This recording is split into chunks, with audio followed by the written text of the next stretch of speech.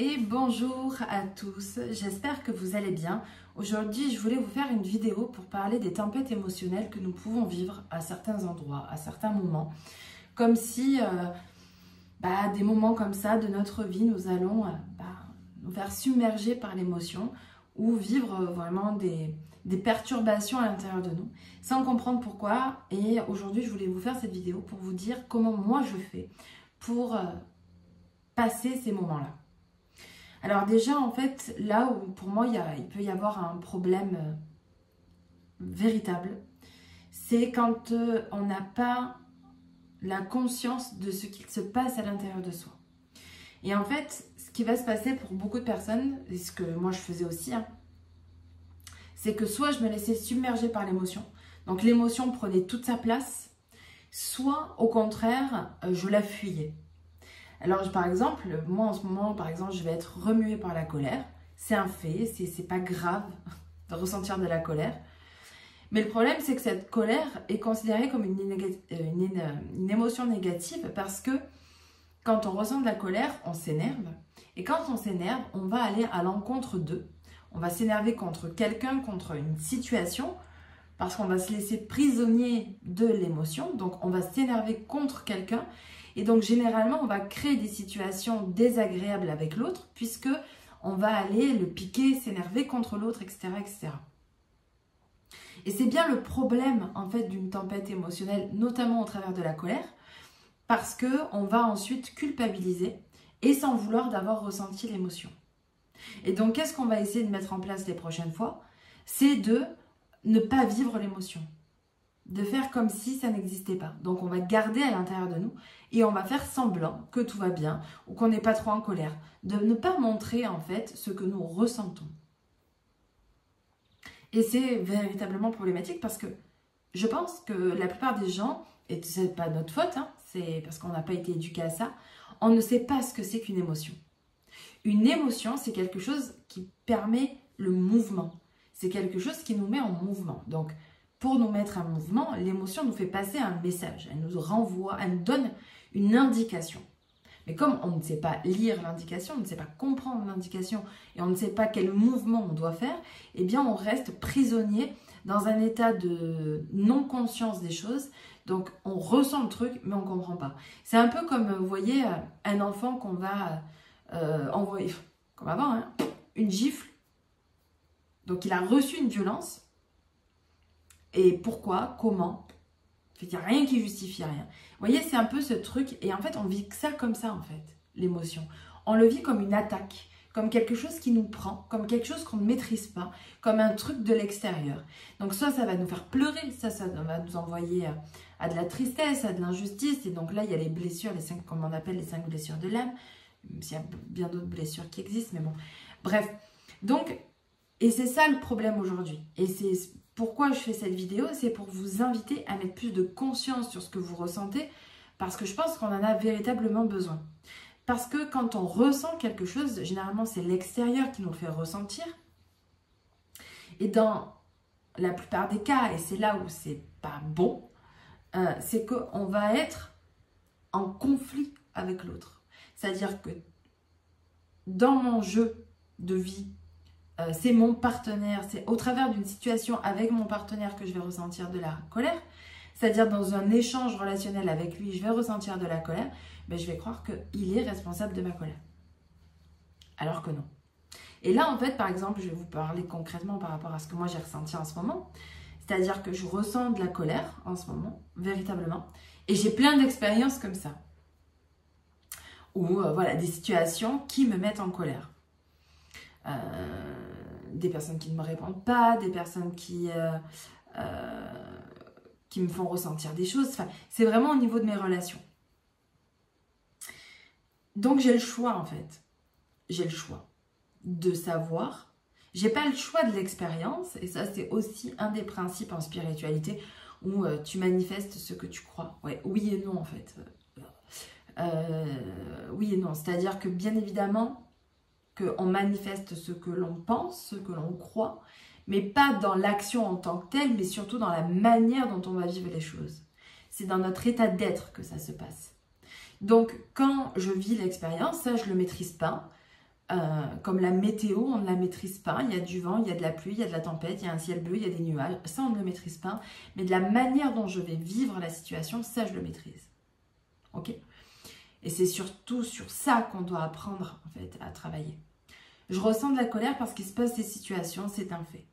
Maintenant, ce que je sais, c'est que ces situations-là sont là pour me faire comprendre quelque chose. Et l'émotionnel, le ressenti physique m'indique aussi que j'ai quelque chose à comprendre. Parce qu'en soi, l'événement, l'expérience, la situation n'est qu'une situation. Moi, toi, le voisin peut vivre exactement la même situation, mais la vivre complètement différemment. Donc ce qui montre bien, c'est que c'est le ressenti, la perception qui prime sur le fait, sur la réalité. C'est pour ça qu'on dit qu'il y a autant de réalité qu'il y a d'individus, parce que c'est de la manière dont on va vivre l'expérience qui compte. Donc, dans là, mon état émotionnel, je ressens de la colère, eh bien, la question que je me pose, c'est qu'est-ce qui me met véritablement en colère? Qu'est-ce qui me pousse à me mettre en colère? Et la colère saine, c'est-à-dire qu'au lieu d'aller, par exemple, m'énerver contre mon partenaire parce que j'ai ressenti telle ou telle chose à son sujet, mais c'est me dire, ok, qu'est-ce que moi je dois faire? Quelle est de ma responsabilité? Et en fait, là, aujourd'hui, ce que je suis en train d'expérimenter, c'est le fait que je dois poser mes limites, que je dois dire non, que je dois dire stop à des choses qui ne me conviennent pas, et qu'il y a vraiment, même je le sens dans le ton de ma voix, qu'il y a quelque chose de franc et de tranché que je dois affirmer. Mais cette colère que je la ressens parce qu'elle me pousse à me mettre en action. Si je la fais taire ou si j'explose, donc je vais m'énerver contre l'autre. Et donc du coup, je ne serai jamais poussée véritablement à m'affirmer parce que je me pousse sur l'autre alors que l'autre n'est pas responsable de rien. Tu vois? Et au contraire, si je fuis l'émotion, ben, encore une fois, je ne m'affirme pas. Et au contraire, je garde en moi et je ne fais que alimenter du coup un mal-être. Parce que ce que ça me pousse à faire, c'est vraiment à m'affirmer. Ce que là, je suis moi en train d'expérimenter au travers de la colère, c'est à poser mes limites, à dire non, etc. etc. Donc, c'est à moi de prendre le lead, c'est à moi de prendre mes responsabilités. Je ne dois pas, parce que là, j'ai vécu des situations désagréables, voilà, des situations désagréables, je ne m'étendrai pas sur le sujet parce que ce n'est pas le lieu de la... Je ne suis pas dans un journal intime, mais ce que je veux vous dire par là, c'est qu'il y a des situations désagréables, mais ces situations désagréables sont là pour me pousser à comprendre quelque chose en moi.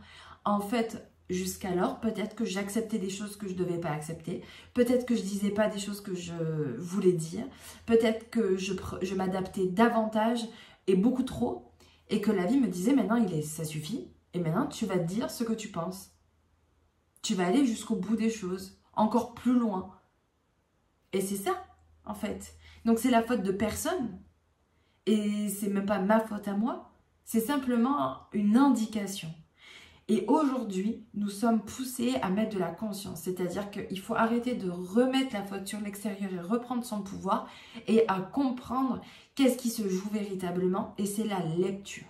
Et donc c'est pour ça que je crée la méthode élévation amoureuse. Parce que dans le couple, il y a énormément de portails d'élévation. Parce que le couple n'est qu'un reflet de ce qu'il se passe à l'intérieur de moi. À chaque fois que je suis en colère contre mon partenaire, c'est parce qu'il est en train inconsciemment de m'indiquer peut-être une zone où je ne me suis pas respectée, où je n'ai pas dit non, où je ne me suis pas imposée, où je n'ai pas posé mes limites sainement. C'est pas lui le problème. Enfin, c'est pas lui le problème. Oui, c'est pas lui le problème. C'est à moi de faire les choses. Et donc, aujourd'hui, c'est à nous de reprendre nos responsabilités.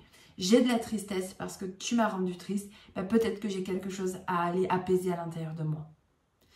Tout est un reflet de ce qu'il se passe à l'intérieur de nous. Et c'est pour ça que j'ai créé cette méthode, la méthode élévation amoureuse, pour que enfin nous puissions reprendre nos responsabilités et comprendre ce qu'il se joue dans nos relations amoureuses, dans nos relations de couple.